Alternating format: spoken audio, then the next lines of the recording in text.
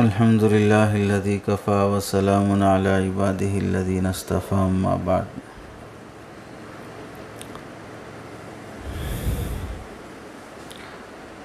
हज़रत थानवी रहमतुल्लाहि अलैह फरमाते हैं,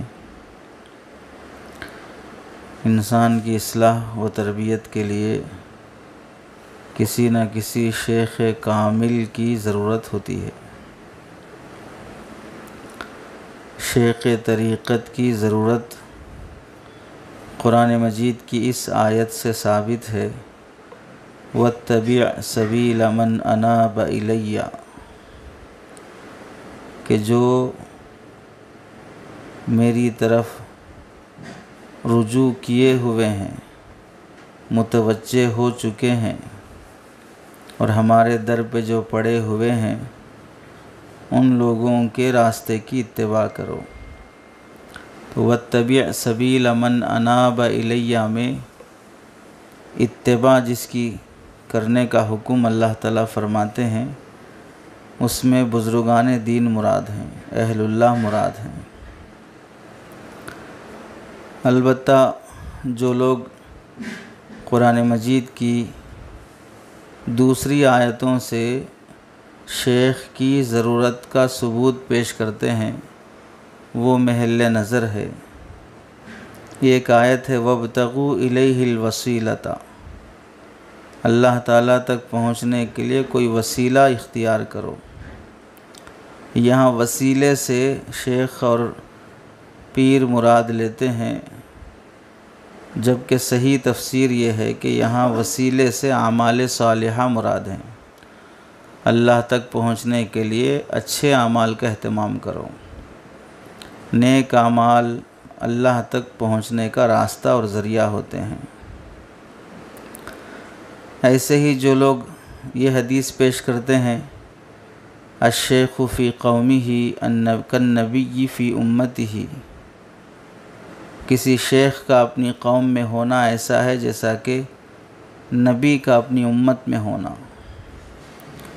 यहाँ पर शेख से मुराद शेख तरीक़त और इस्लाह करने वाले, तसव्वुफ़ और तज़किये वाले शेख मुराद नहीं हैं, बल्कि यहाँ शेख से मुराद बूढ़ा आदमी है। इस वास्ते के शेख तरीक़त के लिए, मुस्लिह और मुर्शिद के लिए शेख का लफ्ज़ नबी के ज़माने में था ही नहीं, ये बाद में पैदा हुआ उर्फ़ है। और दूसरी बात यह है कि अश्शेखु फ़ी क़ौमिही कन्नबिय्यि फ़ी उम्मतिही, ये हदीस सही भी नहीं है, मनगढ़ंत और मौज़ू दर्जे की हदीस है।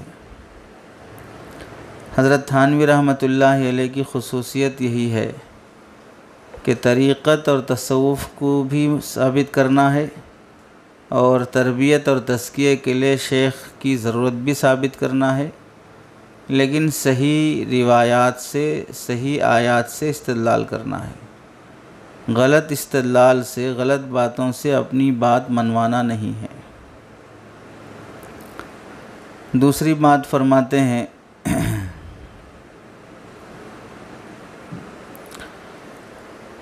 कि जो लोग अल्लाह तक पहुंचना चाहते हैं, वली बनना चाहते हैं, अपने आप की इस्लाह कराना चाहते हैं, उन्हें बुज़ुर्गों की सोहबत और सुलूक और तसव्वुफ़ की राह में चलते रहना चाहिए और डरते भी रहना चाहिए। डरना किस वजह से? आदमी कितना भी मुत्तकी क्यों न बन जाए, फिर भी अल्लाह ये पूछ सकते हैं कि हमें जितना तक़वा चाहिए था उतना तक़वा तो तुम्हारे पास था नहीं, तुम अपने हिसाब से अपने आप को मुत्तकी समझते रहे, लेकिन जो तक़वा हमें चाहिए था वो तक़वा तो तुम्हारे पास नहीं था। तो मुत्तकी होने के बाद भी आदमी को डरते रहना चाहिए। और कभी कभार इस वास्ते भी डरते रहना चाहिए कि आदमी अगर तक़वा इख्तियार किया, लेकिन अल्लाह ताला ने पूछ लिया कि शरीयत में जहाँ हमने इन सब चीज़ों को जायज़ रखा था, तुम्हें ज़्यादा मुत्तकी बनने की ज़रूरत क्या थी? अल्लाह ऐसे भी पूछ सकते हैं। उन्हें इख्तियार है कि वो जैसे चाहे सवाल करें। तक़वा नहीं है तो तक़वे का सवाल कर सकते हैं। तक़वा ज़्यादा पैदा हो गया तो अज़ीमत के बजाय रुख़सत का सवाल कर सकते हैं। तो इसलिए हमेशा डरते रहना चाहिए। बहुत नाजुक मकाम है सुलूक और तसव्वुफ़ का रास्ता, इसलिए ज़रूरत पड़ती है बहुत ही मुबस्सिर शेख का, यानी जो बहुत ज़्यादा बसीरत रखता हो, दर्क रखता हो, दूरअंदेशी रखता हो और इस रास्ते के ऊंच नीच दाव पेच को बहुत अच्छी तरह जानता हो। ऐसे शेख कामिल की बहुत ज़्यादा ज़रूरत पड़ती है। अल्लाह ताला ने इस्लाह व तरबियत के लिए जो निज़ाम बनाया है, अगर कहीं पर किसी इलाक़े में कोई बुज़ुर्ग और शेख नहीं है तो अल्लाह ताला ऐसे मौके पर बंदे की ख़ुद तरबियत फ़रमाते हैं। और अगर कहीं बुज़ुर्ग और शेख हों तो अल्लाह की आदत यही है कि वो वसीले के ज़रिए से, इन बुज़ुर्गों के वास्ते से तरबियत फ़रमाते हैं। और जब तरबियत होते होते आदमी एक वक्त ऐसा आता है कि अल्लाह से खूब ताल्लुक़ हो जाता है, तो फिर उस बंदे से होने वाली गलतियों की अल्लाह ताला ख़ुद ब खुद तंबीह फरमाते हैं। तो ख़ुलासा ये कि दो ही बातें हैं। अगर कहीं बुज़ुर्ग हैं तो अल्लाह की आदत यह है कि अपनी इस्लाह के लिए उन बुज़ुर्गों की सोहबत में जाना पड़ता है, उससे तरबियत होती है। अगर कहीं बुज़ुर्गान दीन ही ना हों तो अल्लाह ताला अपने ज़ात से बराह रास्त ख़ुद तरबियत फरमाते हैं।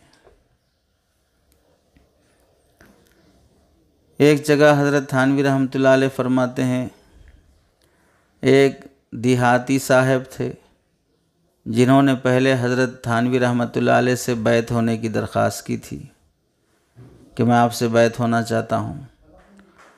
तो हज़रत थानवी रहमतुल्लाह अलैह ने उनसे यह शर्त फरमाई कि तुम अपनी मौरूसी ज़मीन छोड़ दो, जो वरासत से ज़मीन चली आ रही है, और वो ज़मीन तुम्हें अपने भाइयों में, बहनों में तक़सीम करना ज़रूरी है। उस पूरी मौरूसी ज़मीन पर तुम ही अकेले कब्ज़ा किए बैठे हो, तो पहले उस मौरूसी ज़मीन को छोड़ दो और जिसका जो हक़ बनता है वो हक़ अदा करो, वो तक़सीम करो। उसके बाद फिर मैं तुम्हें बैत कर लूँगा। ये हज़रत थानवी रहमतुल्लाह अलैह ने फरमाया। ये फरमाने पर वो साहब हज़रत थानवी को छोड़कर दूसरी जगह जाकर बैत हो गए। फिर हज़रत थानवी की खिदमत में हाज़िर हुए तो जब उनसे पूछा गया तो वो कहने लगे, मैं फ़लाँ जगह गया तो वो साहब कुछ पूछे बग़ैर मुझसे बैत कर लिए, कोई पूछगछ नहीं हुई और मौरूसी ज़मीन भी तक़सीम करनी नहीं पड़ी और मैं वहाँ बैत भी हो गया। तो हज़रत थानवी रहमतुल्लाह अलैह ने फरमाया, तो क्या तुम वहाँ बैत होने से ये समझते हो कि वो मौरूसी ज़मीन तुम्हारे लिए हलाल हो गई? यहाँ कहना यह है कि अपनी ज़िंदगी में हराम मौजूद है, वो हराम छोड़ना नहीं चाह रहे हैं और बुज़ुर्गों की सोहबत का लेबल लगा लेना चाह रहे हैं। हम फ़लाँ बुज़ुर्ग से सोहबत पाए हुए हैं, फ़लाँ की मजलिस में जाते हैं, फ़लाँ से हमारा बहुत क़रीबी ताल्लुक़ है, इतने बड़े पीर से हम अपना रिश्ता जोड़े हुए हैं, इस्लाही ताल्लुक़ है, लेकिन अपनी ज़िंदगी की हराम कारियाँ छोड़ना नहीं चाहते हैं। और जब भी तारुफ़ हो अपना तारुफ़ उन बुज़ुर्ग के साथ जोड़ लेते हैं, मेरा फ़लाँ बुज़ुर्ग से ताल्लुक़ है, फ़लाँ से मैं बैत हूँ। ये तारुफ़ और ये ताल्लुक़ बताकर दुनिया बटोरना चाहते हैं। अभी भी कितने लोग हैं किन से बैत हैं साहब, फ़लाँ आलमी पीर से बैत हैं, इंटरनेशनल पीर से बैत हैं, बहुत सोहबत पाई, उनके साथ बहुत असवार किए, उनकी बहुत मजलिसों में शरीक रहे। अब उसके बाद क्या है कि लोग उन्हें बुज़ुर्ग समझते हैं, नेक समझते हैं, तो अब बुज़ुर्ग और नेक समझने की वजह से उनकी कोई दुकान चल रही हो तो फिर उस दुकान में पार्टनरशिप के तौर पर इन्वेस्ट कर देते हैं, उसमें बिज़नेस के लिए हिस्सा ले लेते हैं। चंद दिनों के बाद जितने लोगों ने इस उम्मीद पर कि भाई बुज़ुर्गों की सोहबत पाए हैं, अल्लाह वालों के मुरीद हैं, ये सोचकर उनसे ताल्लुक़ जोड़ते हैं और उनसे मामला कर लेते हैं, बाद में पता चलता है अल्लाह वालों का नाम धोखा देने के लिए इस्तेमाल कर रहे थे, बुज़ुर्गों का नाम धोखा देने के लिए, दुनिया बटोरने के लिए इस्तेमाल कर रहे थे। आज भी देख लीजिए कितनी जगह शिकायत नहीं आती, रिश्ता होने के टाइम पे बोलते हैं हम बहुत दीनदार समझ के दिए, 4 महीने लगा हुआ समझ के दिए, साल लगा हुआ समझ के दिए, फ़लाँ खानख़ाह में पाबंदी से मुरीद बन के जाता है ये समझ कर दिए, फ़लाँ से इस्लाही ताल्लुक़ है समझ कर दिए। बाद में पता चला कि तबलीग भी ढोंगी थी, तज़किया तसव्वुफ़ भी ढोंग का था, यह सब बराए नाम था, अंदर पूरी हरामकारी बैठी हुई थी। इसलिए खुला तलाक़ की नौबतें, जोड़ा जहेज़, लेन देन, झूठ धोखा सब चलता है। तो हज़रत थानवी रहमतुल्लाह अलैह के यहाँ पर पूरी खींचमतानी होती थी। ऐसा नहीं है कि बैत हो गए तो यूँ समझ लिए कि अब जन्नत का सर्टिफिकेट मिल गया, बैत होते ही बुज़ुर्ग बन गए, किसी की मजलिस में जाते ही वली बन गए। तो हज़रत थानवी ने फरमाया क्या यह समझते हो कि जब जो बाप दादा की वरासत वाली ज़मीन तुम तकसीम किए बग़ैर लेके बैठे हो वो फ़लाँ बुज़ुर्ग के हाथ पे बैत कर लेने से हलाल हो जाएगी, ऐसा समझ रहे हो? वो तो कभी हलाल नहीं होगी। फिर उसके बाद फरमाने लगे, वो साहब कहने लगे मैं वहाँ गया था लेकिन उन्होंने कुछ पूछा ही नहीं। तो उस पर हज़रत थानवी रहमतुल्लाह अलैह ने फरमाया तो वो तो उनका मामला है, लेकिन हमारे सामने इतना तो इकरार कर लो कि आइंदा कोशिश करूँगा कि वो ज़मीन छोड़ दूँगा और जिसका जो हिस्सा बनता है वो तकसीम कर दूँगा। चाहे ज़बान से झूठ ही कह दो, यानी इतना तो मुंह पर तो बोल दो कम से कम कि जिसका जितना हिस्सा है वो तो तकसीम कर दूँगा। अगर इतना भी बोलने तैयार नहीं है तो यहाँ से उठकर चले जाओ, मेरे पास तुम्हें बैठने की इजाज़त नहीं है। और फिर आइंदा याद रख लेना, ऐसी हालत में जब तक तकसीम नहीं करोगे तो हमसे मिलने भी मत आना। आइंदा से उठा के मजलिस से भगा दिया। लोग समझेंगे भाई कैसे बुज़ुर्ग हैं, मजलिस से उठा के भगा दे रहे हैं। भगाना इस वास्ते है कि बाद में चल के ऐसे लोग, जब हज़रत थानवी रहमतुल्लाह अलैह दुनिया से चले गए तो फिर ऐसे लोग क्या बोलेंगे, हज़रत थानवी की मजलिस में कई बार शरीक रहा, उनकी सोहबतें पाया, उनके बयानात सुना, वो मुझे कई बार बराह रास्त ख़ास तौर से मुझे मुखातब बना के नसीहत करते थे, मुझे बहुत चाहते थे। ये सब बातें करेंगे और अपनी हरामखोरी पूरी चलाते भी रहेंगे। इन लोगों का हवाला देकर अपनी हराम की दुकान भी चलाते रहेंगे। तो हज़रत थानवी दिखाना चाहे कि ऐसे हराम कारी करने वालों का हमारे पास कोई दर्जा और मकाम नहीं है, बैठने की जगह भी नहीं है, उठ जाएं यहाँ से। फिर हज़रत थानवी रहमतुल्लाह ने फरमाया मैंने जानकर इस वजह से उठ जाने को कहा कि ये शख्स कुछ तो भी दिल में अपने इस हरामकारी पर शर्मिंदा हो कि भाई मैं जो वरासत की ज़मीन लूट के बैठा हूँ और नहीं दे रहा हूँ वारिसीन को, हक़दारों को, तो उस पर कम से कम थोड़ा तो अफसोस होना चाहिए कि नेक लोग मुझे आने नहीं दे रहे अपनी मजलिस में अपने गुनाहों की वजह से। और अफसोस ये है कि इस आदमी की जहालत इस वजह से और भी पुख्ता हो गई कि वो जिस बुज़ुर्ग के पास गए थे उन्होंने कुछ पूछे बग़ैर ही बैत कर ली, तो उससे ये समझ गए कि अब बैत हो गए तो हराम हलाल हो जाएगा। इनके पास सिर्फ अल्लाह अल्लाह करते रहो, तस्बीह पढ़ते रहो, सुबह शाम दरूद शरीफ, इस्तिग़फ़ार, मुराक़बा करते रहो, बाकी हराम कुछ भी मत छोड़ो तो भी चलेगा। इससे पुख्ता हो गया। हालांकि इस्लाह और तसव्वुफ़ और तज़किया गुनाहों से बचने के लिए इख्तियार किया जाता है। अल्लाह के रास्ते यानी विलायत पाने का मतलब शैतानियत से निकलना है। रहमान को पाने का मतलब शैतान से निकलना है, उसकी हरकतों से निकलना है। हज़रत थानवी फरमाते हैं, इसी वजह से ऐसी बातों की कुरैद किया करता हूँ, पूछताछ करता हूँ, मगर वहीं करता हूँ जहाँ शुबा होता है, हर जगह नहीं करता। यानी ये भी शेख की बसीरत होती है कि किससे बैत होने के लिए क्या पूछना चाहिए और किसको ऐसे ही बैत कर लेना चाहिए। अपनी दुकान पर आने वाला हर शख्स गाहक नहीं बनता। बहुत से लोग होते हैं जो सिर्फ रेट मालूम करके निकल जाते हैं। बहुत से लोग वो भी होते हैं जो महंगा बेचने का ताना दे के निकल जाते हैं। हर आने वाला ख़रीदार तो नहीं होता है। वैसे ही हज़रत थानवी का निज़ाम था कि हमारे पास हर आने वाला थोड़ी ज़रूरी है कि मुरीद बन जाए। जिसको इंसान बनना हो वो आए, जिसको बुज़ुर्ग बनना हो तो कहीं और जाए। आजकल बुज़ुर्ग तो बहुत मिल जाएंगे, इंसान बहुत कम मिलेंगे। हज़रत थानवी अपनी ज़िंदगी का एक और वाक़या सुनाते हैं। एक मर्तबा एक शख्स थाना भवन के ही रहने वाले थे।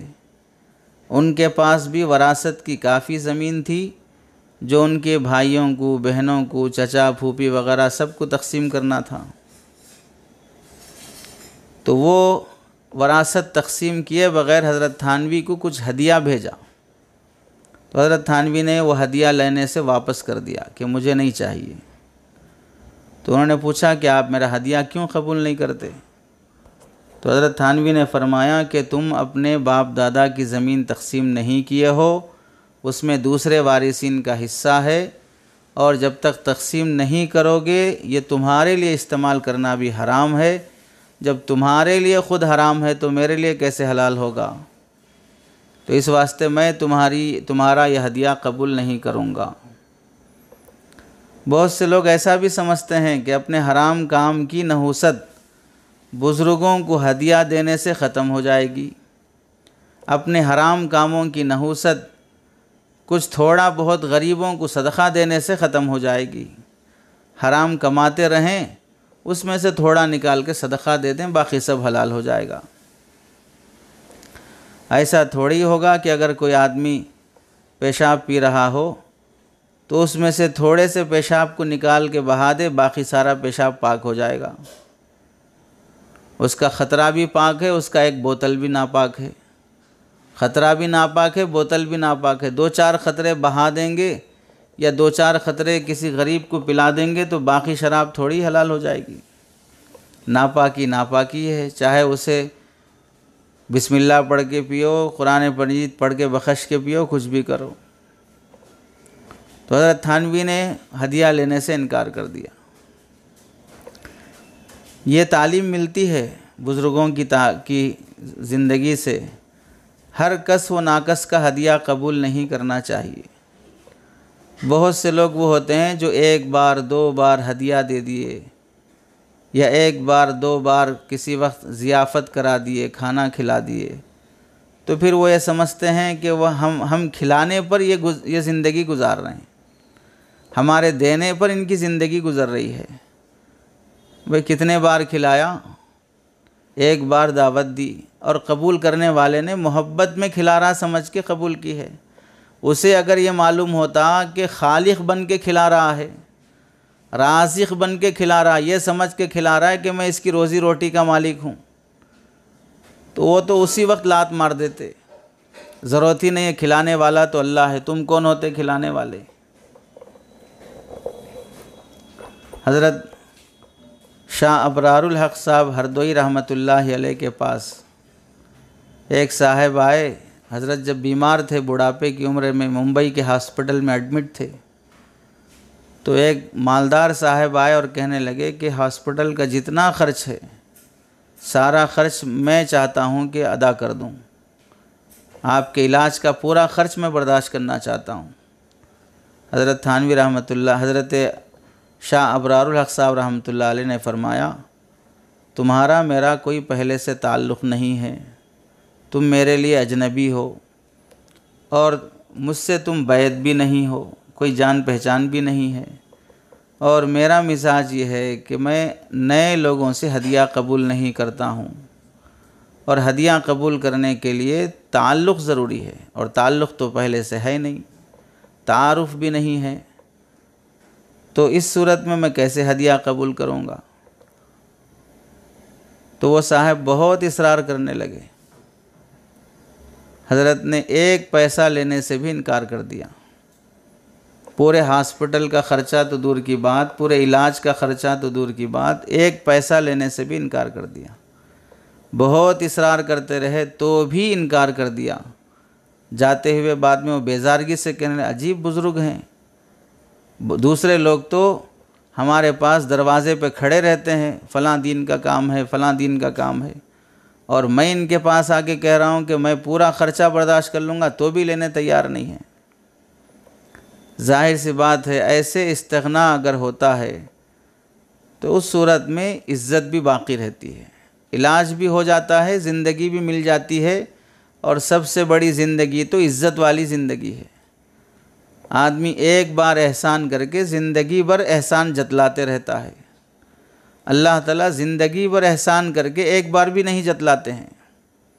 तो उस वास्ते वहाँ से लेने की कोशिश होना चाहिए। मखलूक से लेने की कोशिश होगी तो हर बार शर्मिंदगी होगी।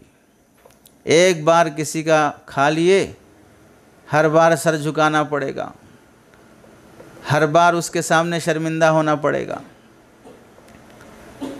तो वो साहब जो हज़रत थानवी रहमतुल्लाहि अलैह को हदिया भेजे, हदिया लेने से इनकार कर दिया, और फिर वजह भी बतला दी क्यों नहीं कबूल करते। बस ऐसे ही बहुत से लोगों में होता ना मसलिहत पसंदी, कि भाई नहीं बोलना, वो हराम कमा रहे, उनकी कमाई हराम की है, बोले तो नाराज़ हो जाते, दिल टूट जाता, फलां हो जाता। हज़रत थानवी फरमाते हैं आजकल लोगों की एक भूत सवार है, दिल शिकनी ना हो, चाहे दीन शिकनी हो जाए, दिल नहीं टूटना चाहिए, चाहे दीन टूट जाए तो भी चलेगा। दिल बचाने के लिए दीन का कबाड़ा कर देते हैं। हज़रत थानवी ने साफ बता दिया कि तुम्हारी ज़मीन तुम्हारे लिए ख़ुद हराम है, तो मेरे लिए हलाल कैसे हो जाएगी। उस पर वो साहब कहने लगे कि अगर हम ये ज़मीन तकसीम कर देंगे वारिसों में, बहनों को, चाचा को, फ़लाँ को, तो फिर हम कहाँ से खाएंगे, हम क्या खाएंगे फिर। इस वास्ते हम तकसीम नहीं कर सकते। फरमाते हैं चंद महीनों के बाद इत्तेफाक से थाना भवन में ट्रेन का सिलसिला नहीं था, तो हुकूमत की तरफ से रोड जो शांशन हुआ, ट्रेन का पटरी जो शांशन हुई, वो उन्हीं की ज़मीन से हुई, और सारी ज़मीन हुकूमत ने कब्ज़ा कर ली, सारी ज़मीन हुकूमत ने कब्ज़ा कर ली। और हज़रत थानवी फरमाते हैं उसके बाद भी माशाअल्लाह वो खाते पीते नज़र आते हैं। तो मैं कई बार मेरे दिल में ख़्याल आया कि अब पूछ लूँ कि आप कहाँ से खा रहे हो। ज़मीन तकसीम करने की जब बात आई तब पूछे कहाँ से खाऊंगा अगर तकसीम कर दूंगा, अब तो हुकूमत ने कब्ज़ा कर लिया, अब कहाँ से खा रहे हो। फिर ख़्याल आया कि अब ज़ख़म पे मरहम लगाना, ज़ख़म छेड़ना अच्छा नहीं है, ज़ख़म पे नमक छिड़कना अच्छा नहीं है, अब अगर पूछूंगा तो शर्मिंदा हो जाएंगे। इतनी तो उन्हें भी अक़ल आ गई होगी कि जब तकसीम कर देता तो गुनाह से बच जाता था, जब तकसीम कर देता तो सवाब मिलता था। अब हुकूमत ने कब्ज़ा कर लिया है, तकसीम अभी भी ज़िम्मे में बाकी है, तुम्हारी ही मिल्कियत में होते हुए हुकूमत ने कब्ज़ा किया है। तो जब तक रोज़ी है तो मौत का फ़रिश्ता जान भी नहीं निकाल सकता, और जब मरना तय है पूरी दुनिया मिलके एक निवाला भी नहीं खिला सकती है। कहना यह है कि बुज़ुर्गों की मजलिस और उनकी सोहबतों की बरकत से असल आदमी इंसान बनना है, हराम छोड़ना है। इन बुज़ुर्गों की सोहबत और इनसे ताल्लुक़ हराम कामों के लिए चादर बनाना नहीं है कि अपनी हरामकारी भी चलती रहे और इन बुज़ुर्गों के नाम से मैं बचा भी रहूं। हज़रत थानवी फरमाते हैं किसी भी शेख से इस्लाह होने के लिए मुरीद और शेख में मुनासबत तबई होना ज़रूरी है। तकल्लुफ़ और तसन्नो, खींचा खींच से काम नहीं चलता। जिनसे मैं मुरीद हूँ उनसे मेरा मिजाज नहीं जमता है, फिर भी ज़बरदस्ती से उनके हाथ पे बैत हो रहा हूँ, इससे इस्लाह नहीं होती। जिस बुज़ुर्ग से इस्लाह करानी हो उनकी मिजाज, उनकी मंशा, उनका रहन सहन, उनका अंदाज़ वो हमें पसंद आना चाहिए। पसंद नहीं आ रहा है छोड़ दो, जहाँ पसंद आ रहा वहाँ चले जाओ। हज़रत थानवी फरमाते हैं मुरीद और शेख की मुनासबत की मिसाल ऐसी है जैसे मियाँ बीवी का क़िस्सा, कि मियाँ बीवी दोनों में निभाना जब ही हो सकता है जब दोनों में तबई मुनासबत हो। और मुनासबत का कोई ज़ाब्ता और उसूल नहीं है। मुनासबत किसे बोलते हैं, मुनासबत के क्या क्या पॉइंट्स और नुकात हैं, ये कोई चीज़ नहीं है। मुनासबत ऐसी चीज़ है जो साथ रहने वालों को ख़ुद अंदाज़ा हो जाता है कि मैं इनके साथ चल सकता हूँ नहीं चल सकता हूँ। जैसे आपने देखा होगा मर्द और औरत में मुनासबत का मेयार बहुत से लोग समझते हैं कि हसीन और ख़ूबसूरत औरत हो तो सबसे सेट हो जाएगी और जम के निकाह हो सकता है और शादी खूबसूरती के साथ गुज़र सकती है।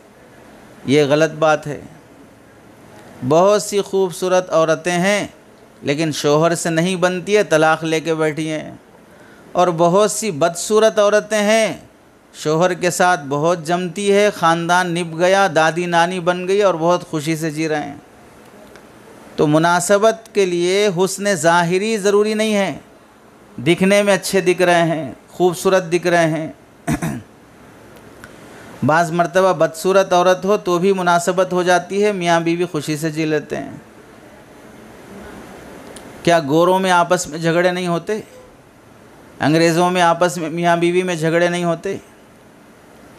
अंग्रेज़ों का मुआशरा तो वो है जहाँ पर कुत्ते बिल्लियों को जगह मिलती है, औलाद और माँ बाप को जगह नहीं मिलती है। कुत्तों को वरासत मिलती है, बेटों को वरासत नहीं मिलती है। कुत्तों को प्रॉपर्टी में हिस्सा रहता है, माँ बाप को घर में भी हिस्सा नहीं रहता है। तो मुनासबत ज़रूरी है मनफ़ात यानी इस्तिफ़ादा और शेख से फ़ैज़ हासिल होने के लिए। इसी वास्ते देख लेना चाहिए, मियाँ बीवी में परख लेना। हदीस में आता है मखतूबा जिसे मंगनी करने के लिए पैगाम दिया जाता है, हदीस में उसे देखने की इजाज़त है। देखने की इजाज़त ही नहीं बल्कि इसकी तहरीज़ है, तहरीज़ यानी उभारना भी है। देख लो शादी से पहले। फ़इन्नहु अहरा अन युवद्दिद बैनकुमा, हदीस के अल्फाज हैं निकाह से पहले देख लेना, ये तुम्हारे दरमियान, दोनों के दरमियान मोहब्बत बढ़ाने का ज़रिया बन जाता है। लेकिन वो देखना नहीं जो आजकल समाज में मंगनी के नाम पर देखा जाता है। बना सवार कर सजा कर भाई भी आए, चाचा भी आए, खाला भी आए, फूफी भी आए, फूफा भी आए, ताया भी आए, पूरा ख़ानदान आए और पूरा ख़ानदान देखना चाहता है। यहाँ देखने का हुक्म सिर्फ़ उसको है जो शादी कर रहा है, पूरे ख़ानदान को दिखाने का हुक्म नहीं है। और अफसोस हमारे समाज में पूरा ख़ानदान पहले देखता है और दूल्हा पहली रात को देखता है। पूरा ख़ानदान पहले देख के फारिग हो जाएगा। जहाँ वीडियोग्राफी होगी वहाँ तो सबसे ज़्यादा वीडियोग्राफर ही देखेगा, घुमा घुमा कर देखेगा। ये पोज लो, वो पोज लो, ऐसे खड़ो, यूँ मुस्कुराओ, कमर ऐसी रखो, थोड़ा गाल इधर करो, चेहरा इधर करो, थोड़ा इनके साथ हाथ डाल के खड़ो। इतना वो कराएगा जितना पूरी ज़िंदगी शोहर उसे एक्टिंग नहीं करा सकता। ये देखना मुराद नहीं है। किसी भी तरह देख लेना मुराद है जिससे मुनासबत पैदा हो जाए। मुनासबत ज़रूरी है खानादारी की खातिर, यानी बाद में घर चलने के लिए मुनासबत ज़रूरी है। मुनासबत नहीं हुई तो फिर घर नहीं चल सकता। तो जैसे मियाँ बीवी का सुकून से घर चलने के लिए एक दूसरे में मुनासबत ज़रूरी है, ऐसे ही जिस बुज़ुर्ग से हमें इस्तिफ़ादा करना हो उन बुज़ुर्ग से भी मुनासबत ज़रूरी है।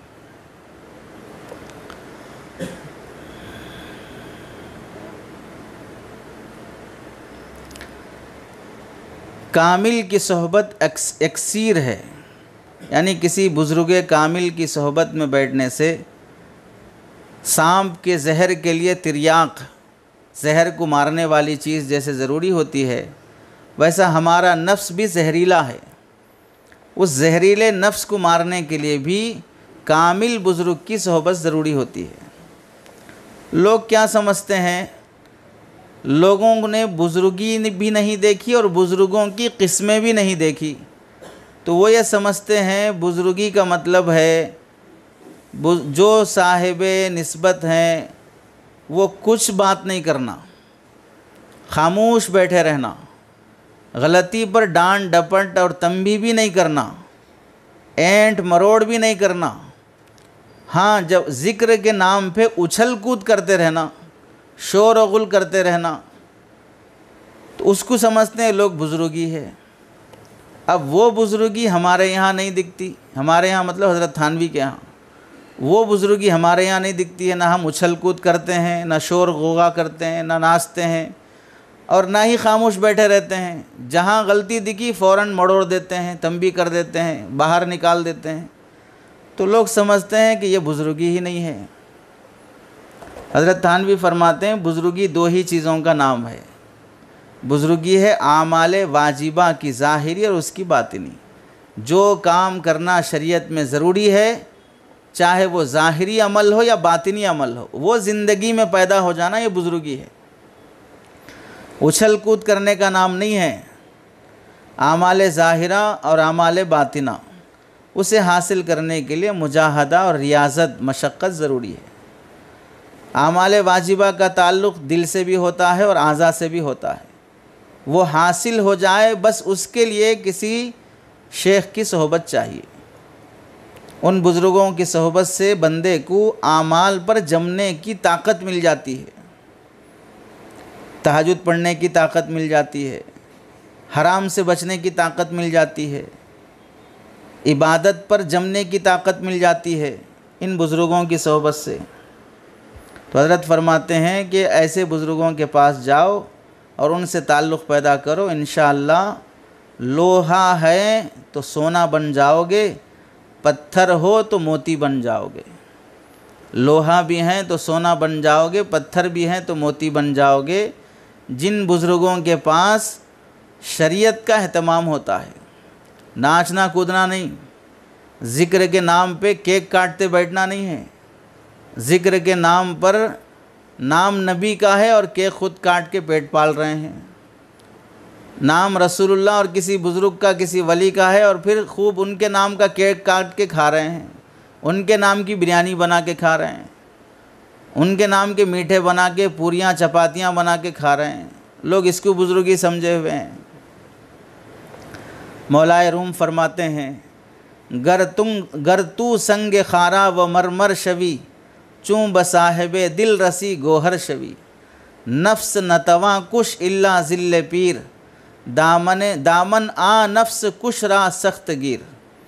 अगर तुम पत्थर हो, कांटे हो या संगे मरमर हो, तो भी साहिबे दिल के पास पहुँच जाओ, मोती बन जाओगे। पीर के साए के बग़ैर नफ्स नहीं मरता है। किसी बुज़ुर्ग के पास बैठे बग़ैर नफ्स नहीं मरता है। उस नफ्स को मारने के लिए उस बुज़ुर्ग का दामन मजबूती से पकड़ लो। अगर कोई आदमी मजलिस में बैठे बैठे बेअदबी कर दिया, बैठे बैठे बिला वजह के समझो कि हंस रहा है, बातें कर रहा है, इधर उधर देख रहा है, उठा दिए मजलिस से, चले जाओ, तुम्हें बैठने का अदब और सलीक़ा भी नहीं है, तो अब देखा जाएगा कि कितना चेहरे पर शिकन आ रहा है, कितना दिल में नफ़रत पैदा हो रही है। हज़रत हाजी इमदादुल्लाह मुहाजिर मक्की रहमतुल्लाहि अलैह, दस्तरखान लगा, लोग खाना खा रहे हैं, रशीद अहमद गंगोही रहमतुल्लाहि अलैह भी तशरीफ़ लाए। रशीद अहमद गंगोही कौन है? हज़रत थानवी रहमतुल्लाहि अलैह, जिनसे बैत होने के लिए पहले रशीद अहमद गंगोही के पास आए कि मैं आपसे बैत होना चाहता हूँ। दारुल उलूम देवबंद के सरपरस्त हैं रशीद अहमद गंगोही। वो हैं जिनके पास एक साहब आकर मसला पूछे तो रशीद अहमद गंगोही ने मसला बताया, तो इन साहब ने कहा कि आप मुफ्ती थोड़ी हैं कि आप फतवा दें। तो हज़रत रशीद अहमद गंगोही ने फरमाया कि तुम्हें मेरे मुफ्ती होने की सनद कहाँ से चाहिए, मेरे मुफ्ती होने की सनद कहाँ से चाहिए बताओ। तो कहें रसूलुल्लाह से चाहिए। तो हज़रत रशीद अहमद गंगोही ने फरमाया तो फिर आज रात देख लेना सनद। रात हुई तो ख्वाब में सरकार दो आलम सल्लल्लाहु अलैहि वसल्लम की ज़ियारत हुई और मेंबर रसूल पर आप अलैहिस्सलाम बैठ कर फरमाते हैं, रशीद अहमद फतवा दो, मसला बताओ। और उस ख्वाब में ये भी मौजूद हैं। तो हज़रत रशीद अहमद गंगोही ने फरमाया, अब तो एतमाद है मेरी सनद पर, इतना बड़ा शख्स है। लोग खाना खाने के लिए बैठे हैं, हाजी इमदादुल्लाह मुहाजिर मक्की रहमतुल्लाह अलैह ने बुलाया और प्लेट ऐसे दे के कहा, लो खाना ले लो, जाओ जहाँ लोगों की जूतियाँ पड़ी हुई हैं जूतियों के पास बैठ के खाओ। और फिर ये फरमाने लगे, तुम्हारी हैसियत ये भी नहीं कि तुम जूतियों के पास भी बैठ के खा सको, तुम्हारी इतनी भी हैसियत नहीं है कि तुम जूतियों के पास बैठ के खा सको। खामोशी से प्लेट लिया, खाना लिया, जाके जूतियों के पास बैठ के खाए, चेहरे पर एक भी बल नहीं आया। तो हज़रत हाजी इमदादुल्लाह मुहाजिर मक्की रहमतुल्लाह अलैह देख के खुश हो गए कि अब दिल बिल्कुल पाक साफ़ हो चुका है, शेख के डांटने से कोई किब्र और तकब्बुर अंदर भरा हुआ नहीं है। अब तो हाल ये है कि शेख को भी डरना पड़ता है, मुरीद को डांटेंगे तो पता नहीं कहाँ छोड़ के चला जाएगा। ऐसे शेख को डराने वाले मुरीदों को रख के क्या इस्लाह कर सकेंगे। अगर नाजिम को इस बात का डर हो कि अगर डांटेंगे तो बच्चा मदरसा छोड़ के चला जाएगा, ऐसे तलबा को लेके पढ़ा भी लेंगे तो कौन से काम के बनेंगे। उसूल ज़ाब्ते की ख़िलाफ़ वर्जी करने पर भी हम दरगुज़र करके लेके चलते रहें, जबकि उसके ज़रिए से फ़साद हो सकता है, दूसरों का बिगाड़ हो सकता है। जिस दिन अपने बड़ों को डर पैदा हो जाए कि डांटूंगा तो पता नहीं क्या हो जाएगा, उस दिन हमारी हलाकत का दिन है कि हमारे बड़े हमें डांटने से डर रहे हैं, हमारे बड़े हमें तंबीह करने से डर रहे हैं। तो मतलब यह है कि मैं एक जालिम और जाबिर इंसान हूँ कि मेरा बड़ा भी मुझे कुछ नहीं बोल सकता। अब वो मेरी तनज़्ज़ुली और मेरी हलाकत का दिन है। और जब तक ये इत्मीनान है कि मुझे मेरे बड़े हैं, वो रहबरी कर सकते हैं, वो डांटने का उन्हें हक़ है, मैं उन्हें कुछ नहीं कह सकता, तो समझ लेना चाहिए कि मैं हिदायत के रास्ते पे बाकी हूँ। तो बुज़ुर्गों की सोहबत से लोहे से सोना और पत्थर से मोती बनने के लिए शर्त है एक अदब का बहुत एहतमाम करना। वो अदब क्या है? काल रा बगुजार मर्द हाल शो, पेश मर्द कामिले पामाल शो।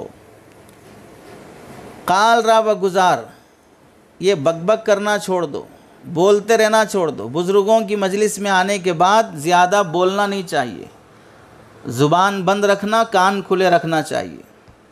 सुनने की गर्ज से आना चाहिए, बोलने की गर्ज से नहीं आना चाहिए। तो काल रा बगुजार, बोलना छोड़ दो। मर्द हाल शो, अमल से बताओ कि वाक़ियतन किसी बुज़ुर्ग की सोहबत का असर है, बुज़ुर्गों की सोहबत पाया हुआ है, अपने अमल से दिखाओ।